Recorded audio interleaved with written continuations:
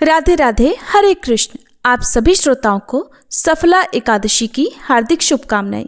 प्रिय श्रोताओं, आज सफला एकादशी की पावन कथा आरंभ करने से पहले हम आपको एक अत्यंत रहस्यपूर्ण लेकिन बहुत ही सरल और दिव्य सत्य से परिचित कराना चाहते हैं, क्योंकि कहा जाता है कि भक्ति में सबसे अधिक शक्ति मानसिक पूजा में होती है।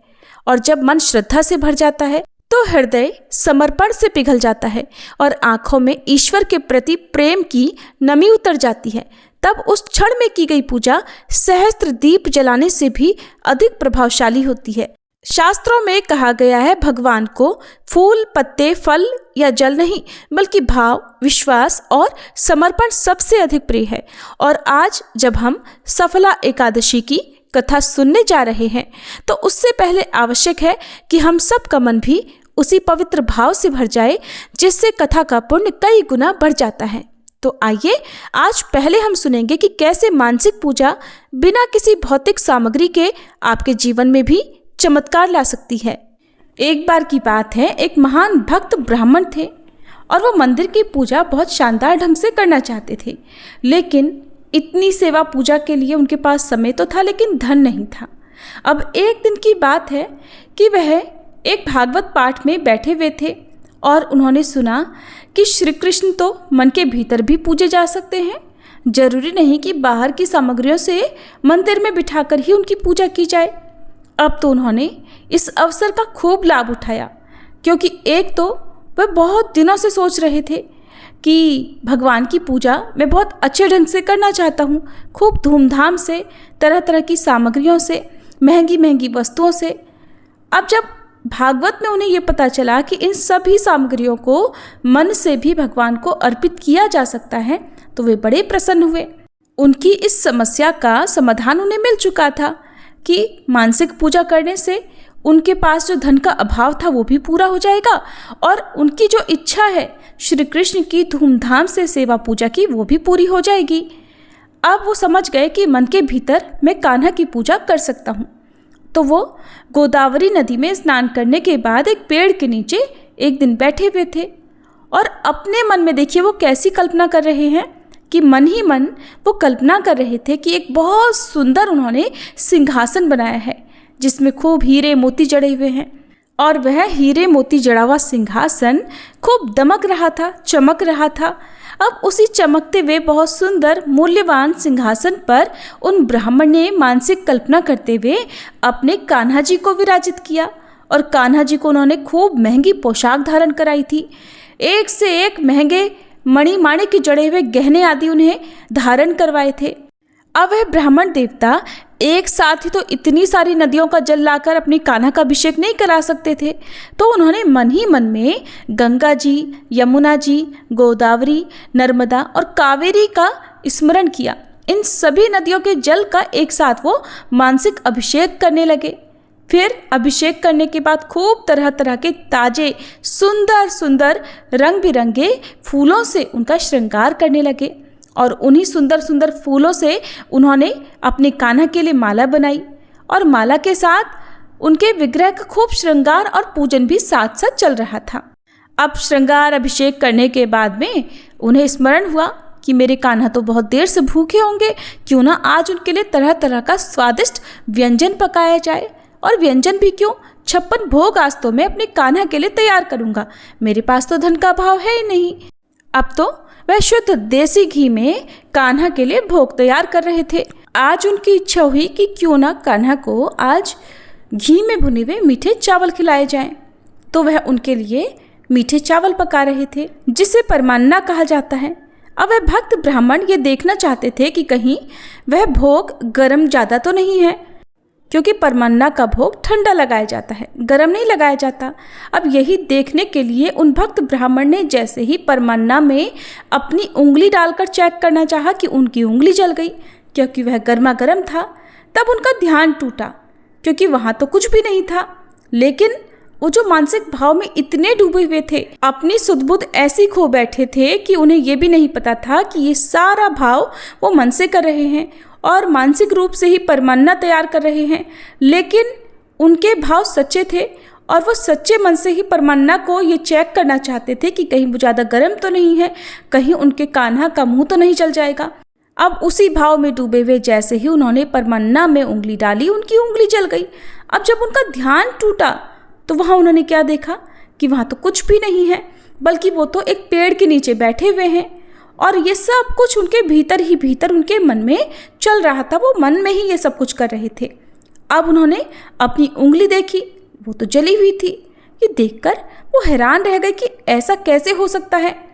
और उधर वैकुंठ लोक से श्री नारायण भगवान मुस्कुरा रहे थे अपने उस भक्त को देखकर।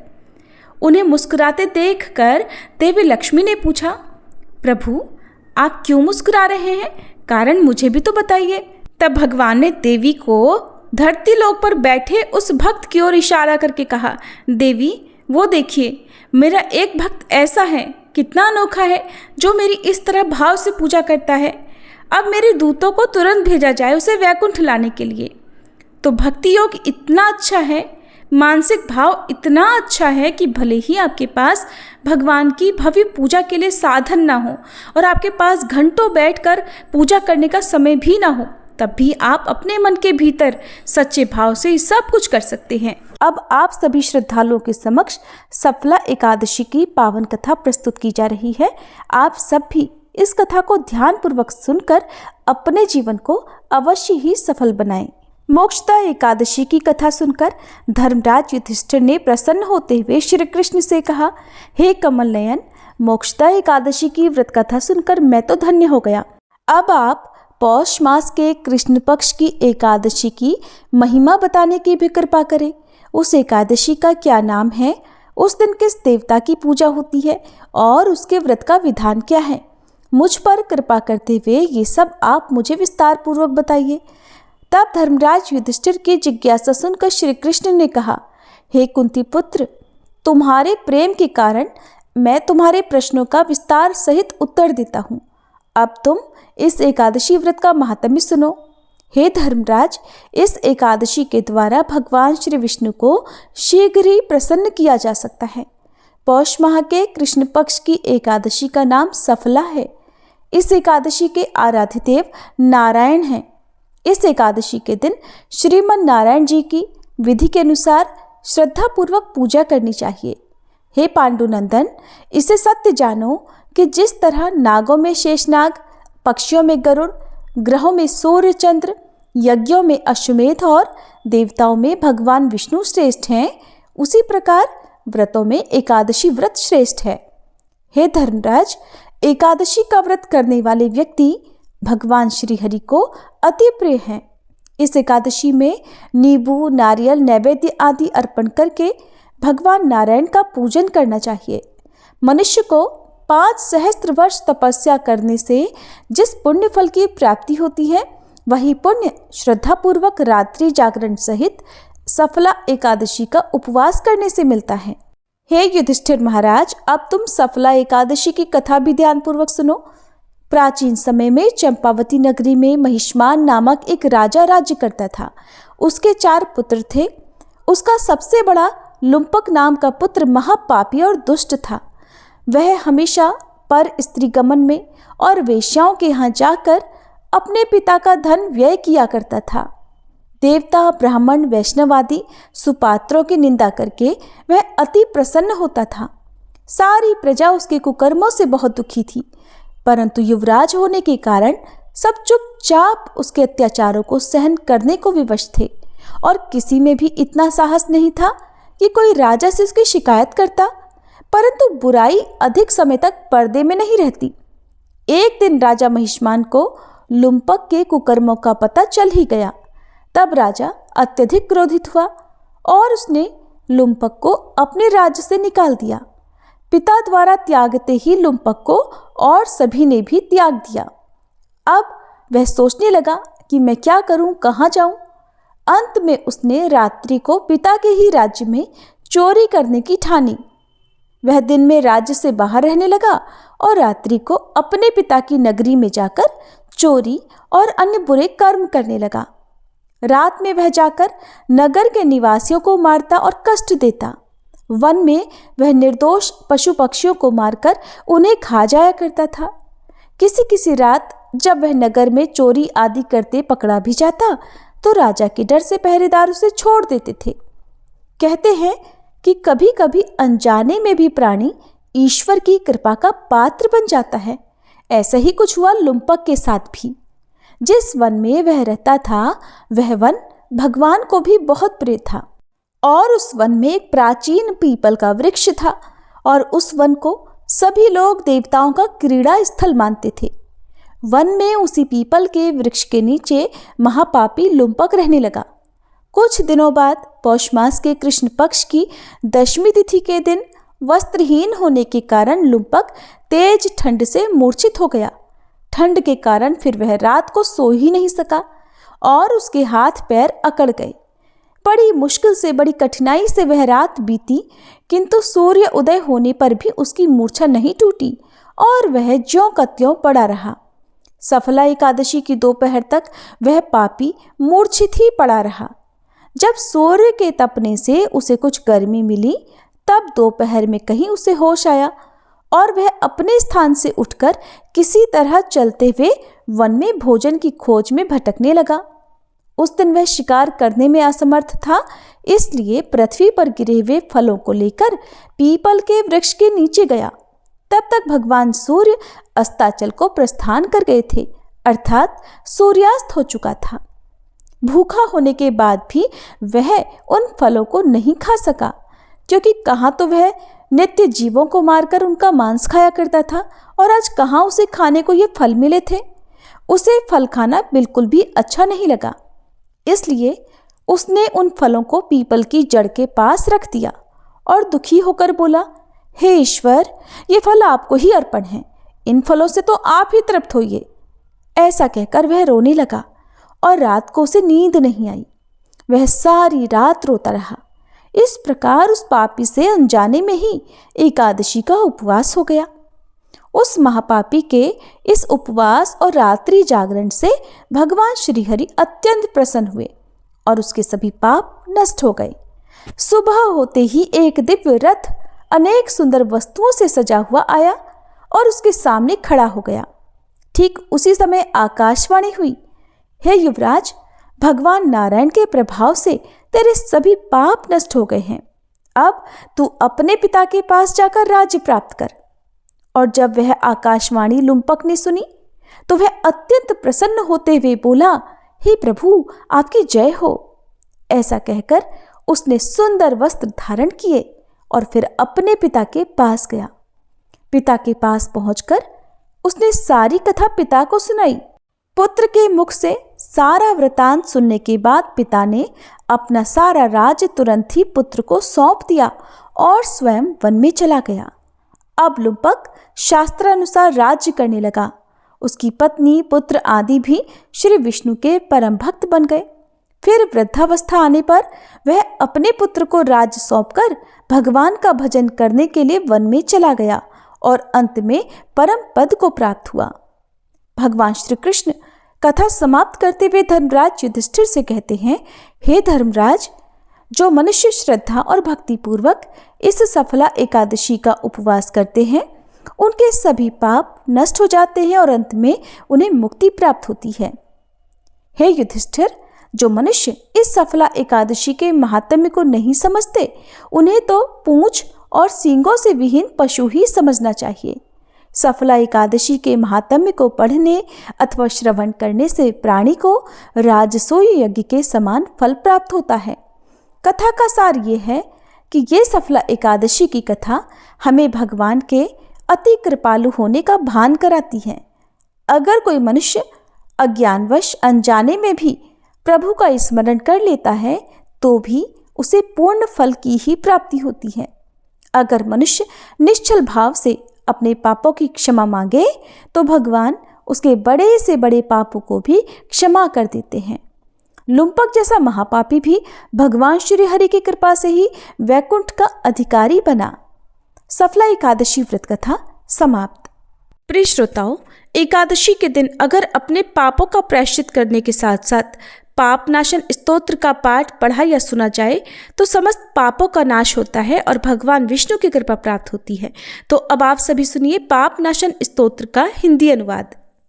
महर्षि वेद व्यास जी द्वारा रचित 18 पुराणों में से एक अग्नि पुराण में अग्निदेव द्वारा महर्षि वशिष्ठ को दिए गए विभिन्न उपदेश हैं और इसी के अंतर्गत इस समस्त पाप नाशक स्तोत्र के बारे में महात्मा पुष्कर कहते हैं कि मनुष्य चित्त की मलिनतावश चोरी, हत्या, पर स्त्री गमन आदि तरह तरह के पाप करता है, पर जब चित्त कुछ शुद्ध होता है तब उसे इन पापों से मुक्ति की इच्छा होती है।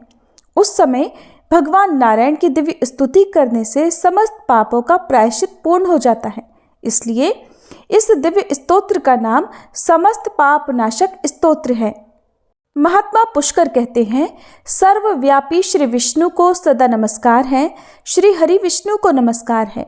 मैं अपने चित्त में स्थित सर्वव्यापी अहंकार शून्य श्री हरि को नमस्कार करता हूँ। मैं अपने मानस में विराजमान अव्यक्त, अनंत और अपराजित परमेश्वर को नमस्कार करता हूँ। सबके पूजनीय, जन्म और मरण से रहित, प्रभावशाली श्री विष्णु को नमस्कार है। श्री विष्णु मेरे चित्त में निवास करते हैं। श्री विष्णु मेरी बुद्धि में विराजमान है। श्री विष्णु मेरे अहंकार में प्रतिष्ठित हैं और श्री विष्णु मुझ में भी स्थित हैं। वे श्री विष्णु ही चराचर प्राणियों के कर्मों के रूप में स्थित हैं। उनके चिंतन से मेरे पाप का विनाश हो। जो ध्यान करने पर पापों का हरण करते हैं और भावना करने से स्वप्न में दर्शन देते हैं। इंद्र के अनुज शरणागतों का दुख दूर करने वाले उन पापापहारी श्री विष्णु को मैं नमस्कार करता हूँ। मैं इस निराधार जगत में अज्ञानांधकार में डूबते हुए को हाथ का सहारा देने वाले परात्पर स्वरूप श्री विष्णु के समुख प्रणत होता हूँ। सर्वेश्वर प्रभु, कमल नयन परमात्मन, ऋषिकेश आपको नमस्कार है। इंद्रियों के स्वामी श्री विष्णु आपको नमस्कार है।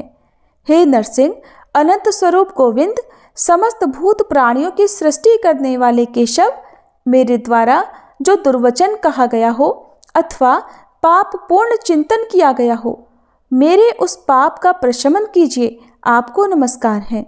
केशव, अपने मन के वश में होकर मैंने जो न करने योग्य अत्यंत उग्र पाप पूर्ण चिंतन किया है उसे शांत कीजिए। परमार्थ परायण ब्राह्मण प्रिय गोविंद, अपनी मर्यादा से कभी च्युत न होने वाले जगन्नाथ, जगत का भरण पोषण करने वाले देवेश्वर, मेरे पाप का विनाश कीजिए।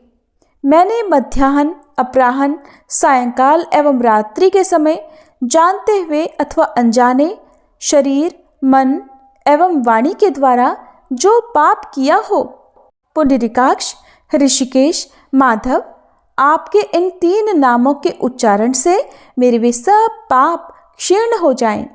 हे कमल नयन लक्ष्मीपते, इंद्रियों के स्वामी माधव, आज आप मेरे शरीर एवं वाणी के द्वारा किए हुए पापों का हनन कीजिए।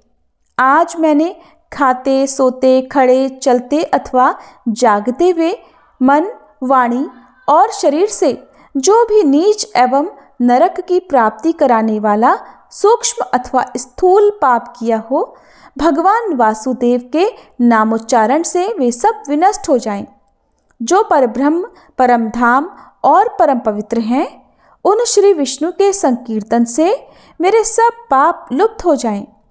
जिसको प्राप्त होकर ज्ञानी जन पुनः लौट कर नहीं आते, जो गंध, स्पर्श आदि तन्मात्राओं से रहित हैं, श्री विष्णु का वह परम पद मेरे पापों का शमन करे। जो मनुष्य पापों का विनाश करने वाले इस स्तोत्र का पठन अथवा श्रवण करता है, वह शरीर, मन और वाणी जनित समस्त पापों से छूट जाता है एवं समस्त पाप ग्रहों से मुक्त होकर श्री विष्णु के परम पद को प्राप्त होता है।